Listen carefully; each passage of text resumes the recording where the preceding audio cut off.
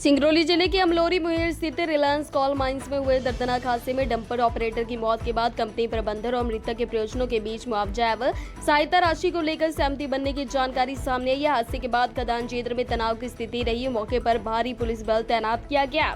जानकारी के अनुसार शुक्रवार तड़के लगभग 4 बजे कार्य के दौरान डंपर ऑपरेटर देवेंद्र यादव निवासी बिहार का वाहन लगभग 100 फीट गहरी खाई में गिर गया, जिससे उनकी मौके पर ही दर्दनाक मौत हो गई।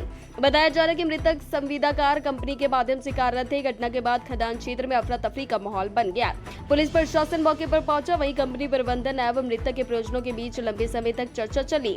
घटना की जानकारी मिलते ही इंटक नेता पुष्पराज सिंह घटनास्थल पर पहुंचे और कंपनी प्रबंधन से चर्चा कर न्याय दिलाने के लिए अड़े रहे। नियमानुसार जब तक पीड़ित परिवार को सहायता नहीं मिल जाती तब तक घटनास्थल पर अड़े रहेंगे। मिली जानकारी के अनुसार कंपनी प्रबंधक द्वारा मृतक के आश्रित परिवार को आर्थिक सहायता, बीमा राशि, पेंशन सहित अन्य सुविधाएं उपलब्ध कराने संबंधित लिखी सहमति दी गई और दस्तावेज के अनुसार परिवार को अतिरिक्त सहायता राशि, अंतिम संस्कार सहायता तथा नियमानुसार आश्रित को रोजगार देने का उल्लेख भी किया गया। सिंगरौली से ब्रजेश कुमार की खास रिपोर्ट।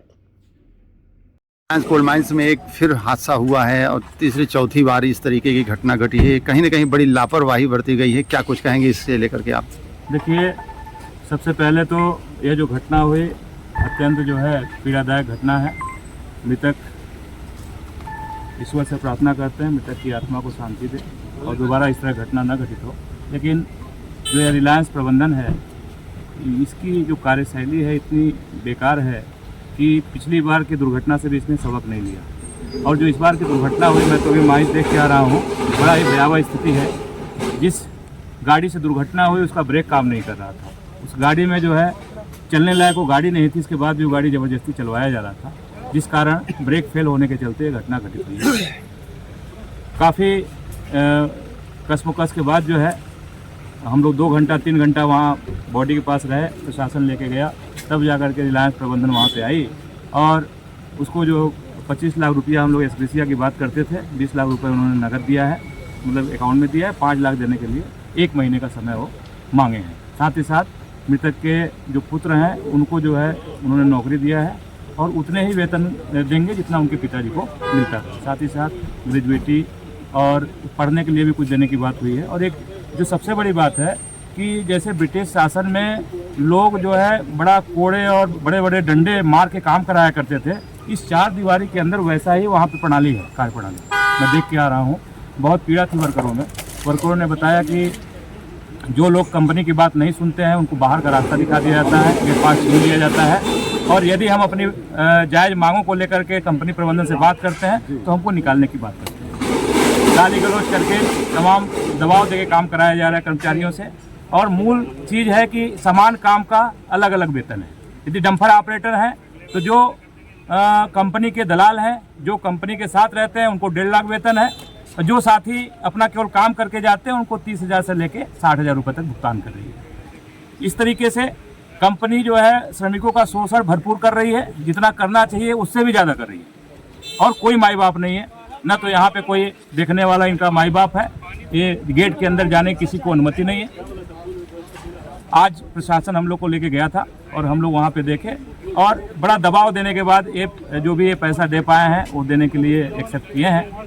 लेकिन अभी हम लोगों ने हमारे जिलाध्यक्ष जी भी हैं कांग्रेस के और इंटक के लोग भी हमारे हैं। हम लोग एक सामूहिक जो है इसमें एक निर्णय लेंगे बहुत जल्द और एक बड़ा आंदोलन करेंगे, वर्करों को साथ में जोड़ेंगे और जो तमाम कमियां हैं उसको दूर करने के लिए जो भी प्रयास करना पड़ेगा वो हम करेंगे। आप देख रहे हैं प्रदेश में अभी जेपी के मालिक को जेल में डाल करके अदानी ने टेक ओवर कर लिया, वहाँ भी वर्करों की छटनी का काम चल रहा है। ठीक उसी तरह मुझे लगता है कि बहुत कम समय इनका भी है, अनिल भाई अंबानी जी का जो स्थिति वहाँ दिख रही है, बहुत जल्दी जेल जाएंगे, ये भी अदानी जी टेक ओवर कर लेंगे। इसलिए यहाँ कामगार साथियों के लिए लड़ने की आवश्यकता है। यदि हम समय रहते नहीं लड़े तो यहाँ का जो कामगार साथी है वो बेरोजगार हो जाएगा और किसी लायक नहीं रहेगा। इसमें हादसा हुआ है, श्रमिक की मौत हुई है, क्या कुछ कहेंगे? देखिए, बड़ा दुर्भाग्य है कि रिलायंस कंपनी में निरंतर मौत का सिलसिला चल रहा है। 1 महीने के अंदर ये तीसरी चौथी मौत है। इनकी लापरवाही, सेफ्टी का ध्यान न देना और जो पुराने डंपर है वो निरंतर चलवा रहे हैं, ये कर्मचारियों पर जबरन दबाव देकर के काम कराना, किसी भी प्रकार की सेफ्टी पर न ध्यान देने के कारण एक गरीब व्यक्ति जो 2 वक्त की रोटी के लिए यहाँ 2 वक्त की रोटी कमाने के लिए यहाँ आता है, उसके साथ निरंतर हादसा हो रहा है। पूरी तरीके से रिलायंस प्रबंधन की लापरवाही रही है। जैसे ही हम लोगों को इस बात की जानकारी मिली, कांग्रेस पार्टी के हमारे सभी सम्मानित पदाधिकारीगण, एंटक के हमारे नेतागण, हमारे एंटक के सेक्रेटरी पुष्पराज सिंह, पार्षद रामगोपाल पाल अंदर हैं, और इन लोगों ने जो मृतक परिवार है उसको न्याय मिल सके, उनके परिजनों को आश्रय मिल सके, रोजगार मिल सके, उसके लिए लंबा संघर्ष किया अंदर। बाहर हम लोग यहाँ गेट के बाहर बैठे रहे लगातार कि जब तक परिजनों को न्याय नहीं मिल जाता, जब तक परिजन संतुष्ट नहीं हो जाते, जब तक उनको उनके अनुसार मुआवजा नहीं मिल जाता, तब तक हम नहीं उठेंगे। और लगभग 96 लाख के आसपास मुआवजा के रूप में उनको मिला है मृतक के परिवार को, और इसकी जांच करने की मांग हम लोग सब लोग करते हैं कि जिला प्रशासन से लेकर के केंद्र सरकार इसकी जांच करे कि आखिर रिलायंस कंपनी में इस तरह की घटनाएं निरंतर क्यों हो रही हैं, और यदि सेफ्टी सुरक्षा के मानकों पर ये ध्यान नहीं देते हैं तो अब रिलायंस कंपनी बंद होनी चाहिए, क्योंकि मौत का सिलसिला यहाँ बड़े पैमाने पर हो चुका है और निरंतर इस तरीके से संघर्ष करना पड़ता है। हर ये महीने में तीसरी चौथी बार है कि हम लोग आकर के मैं स्वयं आकर के गेट पर बैठा हूँ, तमाम बहस चली है, बार बार कभी 5 लाख देंगे, कभी 10 लाख देंगे। बड़े मुश्किल से जो केंद्र सरकार की पॉलिसी है, बड़े जद्दोजहद के बाद उस पॉलिसी पर ये आकर के अपनी बात को रखते हैं और हम लोग की मांग को मानते हैं। तो ये जो सौदेबाजी चलती है लाश को रख करके, ये रिलायंस कंपनी बंद करे और जिला प्रशासन इस पर ध्यान देने की आवश्यकता है। आगे हम लोग एक बड़ी रणनीति के साथ रिलायंस का घेराव भी करने की तैयारी में है कि जिस तरीके से मजदूरों का शोषण, उनका खून चूसने का काम ये अंग्रेजों की भांति जो रिलायंस कंपनी कर रही है, इसको लेकर के हम लोग अभी एक आंदोलन करने की भी तैयारी में लगे हुए हैं। मुख्य गेट पर देख रहे हैं आधा दर्जन थाने की फोर्स खड़ी हुई है यहाँ पे, क्या कहेंगे इसको? देखिए, भारतीय जनता पार्टी की सरकार है और पूरी तरीके से जो सत्ताधारी विधायक है, चाहे सांसद है, चाहे प्रशासन है, चाहे पुलिस है, ये कंपनियों की गुलाम है।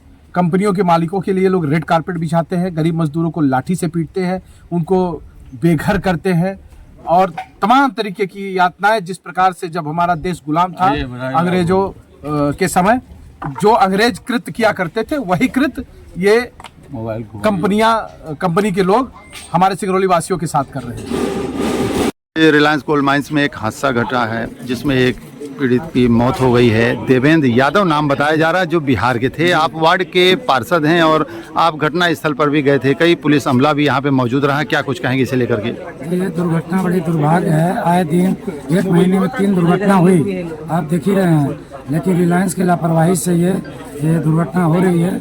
उनके परिजनों के हम लोग आज सुबह से 6 बजे से लगते हुए अभी 20 लाख नगद, 91 लाख का अलग सहायता, 20 लाख नगद का मतलब दिया गया और उसके लड़के को नौकरी, उसके पिताजी के जगह पर नौकरी दिया गया।